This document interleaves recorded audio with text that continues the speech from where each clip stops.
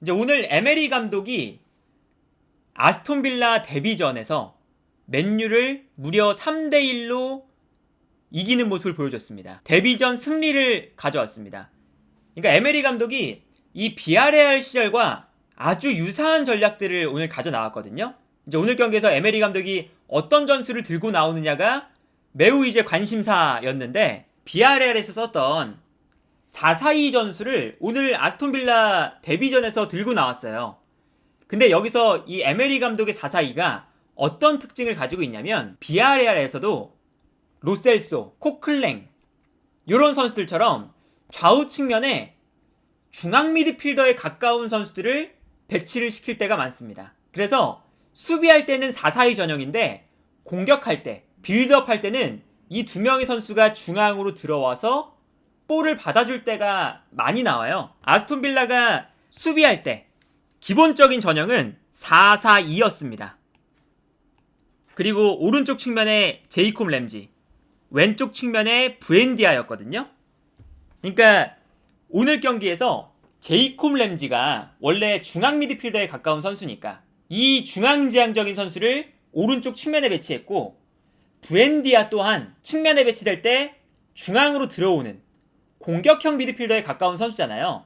그러니까 오늘 경기에서도 이 비아레알 시절처럼 좌우 측면에 중앙지향적인 선수를 기용을 한 거예요. 그래서 오늘 경기에서 아스톤 빌라가 계속해서 중앙 지역에 모여들면서 사실상 빌드업 할 때 중앙에 6명 정도의 선수가 모여있는 장면들을 계속 볼 수가 있었거든요. 그리고 중앙 미드필더가 기본적으로 4명이 배치되는 전형이 계속해서 나왔었어요. 그런데 여기서 맨유가 이 아스톤 빌라의 이 중원 싸움, 에메리 감독이 좋아하는 중앙지향적인 축구에 제대로 대응하지를 못했습니다. 아스톤 빌라가 최전방 투톱이 배치가 되어 있고, 그리고 오른쪽에 제이콥 램지가 중앙으로, 그리고 왼쪽에서는 부엔디아가 중앙으로 모여들고 있어요. 그러니까 이런 것처럼 좌우 측면에 배치된 선수들이 중앙으로 모여드는 거거든요. 그러다 보니까 빌드업 할 때 이런 장면이 나옵니다. 중앙에 아스톤 빌라의 선수들이 굉장히 많이 모여있죠. 이제 와킨스부터 시작해서 부엔디아 중앙으로 들어와 있고, 제이콥 램지 중앙으로 들어와 있고, 그리고 뭐 더글라스 루이스와 옆에 있는 덴동커까지 중앙에 많은 선수가 배치되어 있다 보니까 맨유가 중원에서 선수가 부족해져요. 그리고 이때 놓치는 선수가 한 명씩 생기게 됩니다. 그래서 이 장면에서도 아스톤 빌라가 볼을 전개할 때 중앙으로 들어와 있는 제이콥 램지를 맨유가 놓치니까 너무 편안하게 전방으로 패스를 전개하면서 아스톤 빌라가 공격을 전개하고, 중앙으로 들어와 있는 제이콥 램지가 볼을 받는 장면을 볼 수가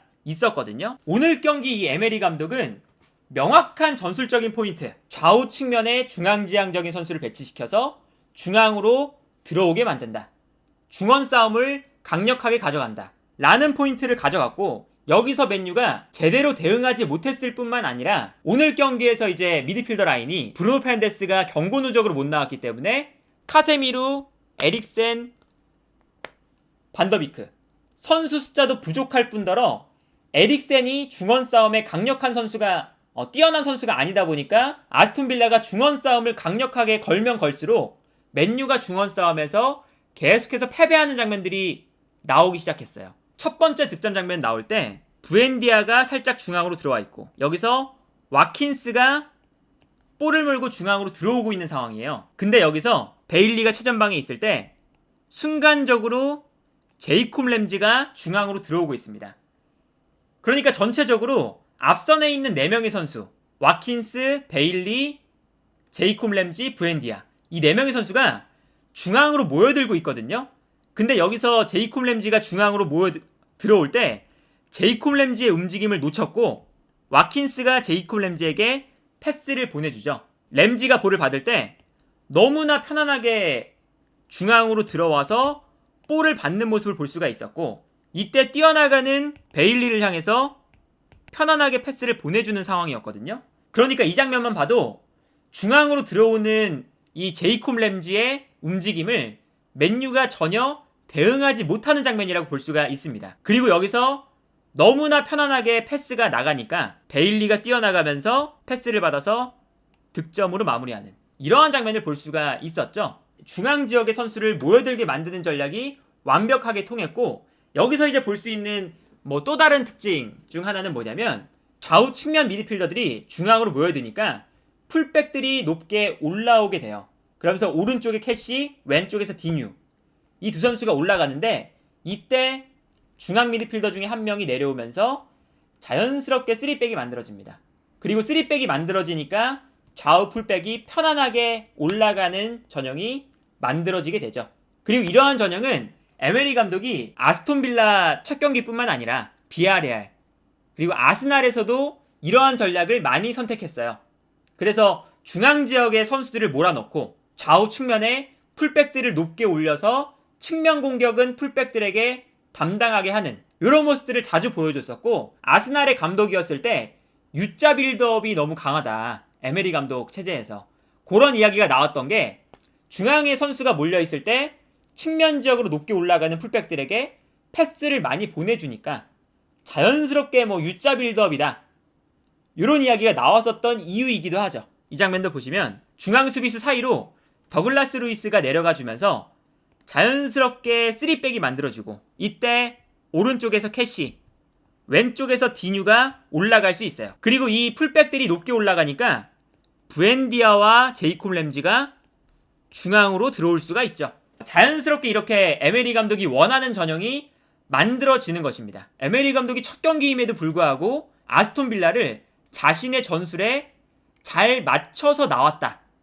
아주 전술적인 준비를 잘해서 나왔다. 오늘 아스톤 빌라의 축구가 조직적으로 아주 뛰어난 모습을 보여줬어요. 그리고 여기에 더해서 또 한 가지 에메리 감독의 포인트 중에 하나가 뭐냐면, 이렇게 4-4-2 전형이 만들어졌을 때 아까 말씀드렸던 게 좌우 측면 미드필더들이 중앙으로 모여든다 라는 거였잖아요. 근데 비아레알에서도 최전방 투톱을 단주마와 모레노를 썼어요. 그러니까 단주마와 모레노는 중앙 최전방 공격수에도 뛸 수 있지만 측면 공격수로도 뛸 수가 있는 자원들이거든요. 그래서 이 두 명의 자원들이 측면 미드필더들이 중앙으로 들어올 때 오히려 앞선에 있는 선수들은 측면으로 빠져나가면서 수비를 분산시켜주는 역할을 수행을 했었습니다. 근데 오늘 아스톤 빌라의 투톱이었던 와킨스와 베일리, 이 두 명의 선수도 최전방 공격수도 볼 수 있긴 하지만 측면 공격수에 가까운 선수들이죠. 오늘 경기 보시면 공격할 때 측면 미드필더들은 중앙으로 들어오고, 반면에 최전방 공격수들은 측면으로 빠져나가면서 맨유의 수비를 끌고 움직여줄 때가 많았어요. 맨유가 이런 이제 에메리 감독 특유의 움직임에 제대로 대처를 못했다는 것이 어떤 장면에서 나오냐, 최전방에 있는 베일리가 측면으로 뛰어나가면서 수비수를 끌고 움직이는데, 이때 측면에 있었던 제이콥 램지는 오히려 중앙으로 들어와요. 근데 여기서 맨유의 왼쪽 풀백인 루크쇼가 베일리를 따라 나가니까 아스톤 빌라의 측면 미드필더인 제이콥 램지를 막는 선수가 없죠. 자연스럽게 스위칭이 되니까. 그러다 보니까 너무나 편안하게 아스톤 빌라는 전방으로 패스를 보내줄 수가 있었어요. 에메리 감독의 첫 번째 경기이기 때문에 맨유가 오늘 에메리 감독이 어떻게 경기를 준비해 나올 것인가, 이거를 예측하기가 매우 힘들었던 경기이긴 하거든요. 그런데 기본적으로 에메리 감독이 비아레알에서 사용했던 전술들이 오늘 아스톤 빌라의 첫 경기에서 그대로 나왔는데, 이 전술에 맨유가 제대로 대응을 하지 못하는 장면들이 너무 많았다. 아스톤 빌라의 세 번째 득점이 나오는 게 바로 이런 장면이거든요. 역습으로 나갈 때 와킨스가 측면으로, 반대편에서는 베일리가 뛰어나가요. 좌우 측면에 있었던 부엔디아와 제이콥 램지는 오히려 중앙으로 모여들죠. 베일리가 측면으로 뛰어나가다가 다시 중앙으로 들어오고, 이때 부엔디아도 중앙으로 들어가거든요. 그러다 보니까 이 부엔디아와 베일리의 움직임에 속아서 맨유의 수비수들이 이 두 선수에게 쏠려 있어요. 그리고 제이콥 램지가 측면에서 중앙으로 들어오고 있죠. 그런데 맨유가 여기서 이 제이콥 램지가 측면에서 중앙으로 들어오는 움직임을 전혀 예측하지 못하면서 측면에서 크로스가 올라올 때 제이콥 램지가 너무나 자유로운 상태에 머물러 있습니다. 아주 결정적인 찬스가 나오면서 득점이 나오게 되죠. 그리고 이제 오늘 경기에서 맨유가 더욱 안 좋은 건 뭐냐면, 물론 오늘 경기가 맨유가 매우 힘든 경기였어요. 부페는 경고 누적, 산초와 안토니는 부상으로 못 나오는 경기. 그러다 보니까 오늘 왼쪽에는 가르나초, 오른쪽에 원래 레시포드가 왼쪽에 나와야 되는데 오른쪽에 또 나오기도 했고, 그리고 부페 자리에 반더비크가 나왔죠. 오늘 경기에서는 공백이 너무나 많았던 경기이긴 했어요. 그런데 그걸 감안한다 하더라도 오늘 경기에서 맨유가 제대로 된 공격 찬스를 거의 못 만들었거든요. 이게 이제 문제인 거죠. 오늘 경기에서 아스톤 빌라에게 정말 경기력적인 측면에서도 압도를 당했으니까. 그리고 오늘 경기만큼은 에메리 감독이 테나흐 감독을 상대로 완벽하게 승리를 거둔 경기였고, 이제 아스톤 빌라가 에메리 감독 체제에서 좀 뭔가 첫 경기이긴 하지만 희망적인 미래를 이제 생각해 볼 수 있는 그런 경기가 되지 않았나.